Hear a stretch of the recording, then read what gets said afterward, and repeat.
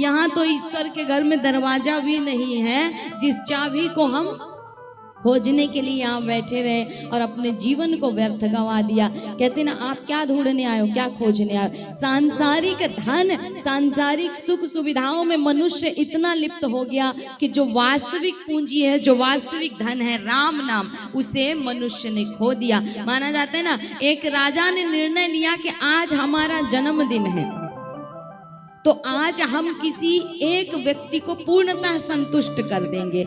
आज हम निकलेंगे नगर भ्रमण में और जो हमारे सामने पहला व्यक्ति आया उसे हम पूर्णतः संतुष्ट कर देंगे। राजा ये विचार करके निकल पड़े। कहते हैं राजा को मार्ग में एक भिखारी मिला, बेचारा भीख मांग रहा था। राजा ने सोचा कि इससे बड़ा तो कोई भी गरीब व्यक्ति होगा नहीं, भीख मांग रहा है तो संतुष्ट इसी को कर देते हैं आज। राजा ने क्या किया, बोले एक तांबे का सिक्का चलता था समय पर, सत्य सत्य कहानी है, आपकी हमारी सबकी यही कहानी है महाराज। राजा ने क्या किया, बोले तांबे का सिक्का एक चलता था, वो तांबे का सिक्का उछाल करके उस भिखारी आदमी को दिया। कहते हैं वो सिक्का उछल कर उसके हाथ में न जा करके नाली में गिर पड़ा।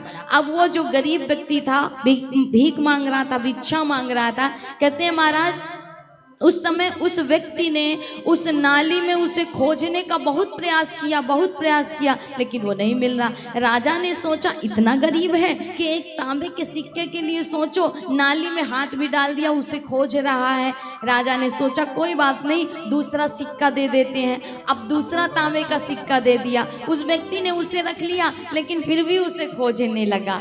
जो नाली में गिरा है उसे फिर भी खोज रहा है। राजा ने सोचा कि कुछ ज्यादा ही गरीब है शायद, एक चांदी का सिक्का दे दिया। चांदी का सिक्का भी उसने रख लिया और फिर जाकर के उसे खोजने लगा। राजा को बड़ा विचित्र लग रहा कि मैंने तो सोचा आज जो पहला व्यक्ति मिलेगा उसे संतुष्ट करके छोड़ूंगा, लेकिन यहाँ तो उल्टी गंगा बह रही है महाराज, इसे जितना देता हूँ उतना ये उसी में जाता है। कहते हैं राजा ने उस व्यक्ति को अंततः सोने का भी सिक्का दिया और फिर भी उसके बाद वो नाली में वही तांबे का सिक्का ढूंढ रहा है, खोज रहा है। राजा ने उसको बुलाया और कहा, सुन तू कैसे संतुष्ट होगा, चल मैं तुझे अपना आधा राजपाट तेरे नाम कर देता हूँ, अब तो तू संतुष्ट है। बोले महाराज चाहे तुम पूरे के पूरे राजपाट को मेरे नाम कर दो, लेकिन संतुष्टि तो मुझे तभी मिलेगी जब मैं उस एक तांबे के सिक्के को खोज लूँगा महाराज। इसलिए जीवन में संतुष्टि नहीं मिल सकती। मनुष्य का दूसरा नाम ही है लोभ और लोभी।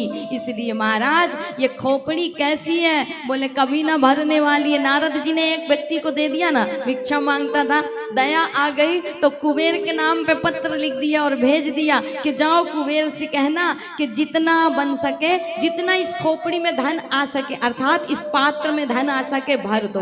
अब कुबेर के पास जब वो व्यक्ति गया तो कहते हैं कुबेर का खजाना खाली हो गया, लेकिन वो पात्र नहीं भरता है। नारद जी को बुलाया गया, नारद जी स्वयं असमंजस में है कि पात्र तो इतना सा है लेकिन भरता क्यों नहीं है। नारद जी ने कहा कि रे सज्जन, भले मानुस पात्र को पलट तो सही। जैसे ही पलटा तो क्या देखते हैं, बोले ये कभी नहीं भरेगा, चाहे कुबेर नहीं चाहे लक्ष्मी का खजाना खाली हो जाए, ये मनुष्य की खोपड़ी है महाराज, और ये खोपड़ी कभी नहीं भरती है चाहे जितना प्रयास कर लो। इसलिए इस खोपड़ी को थोड़ा सा खाली स्थान दे दो।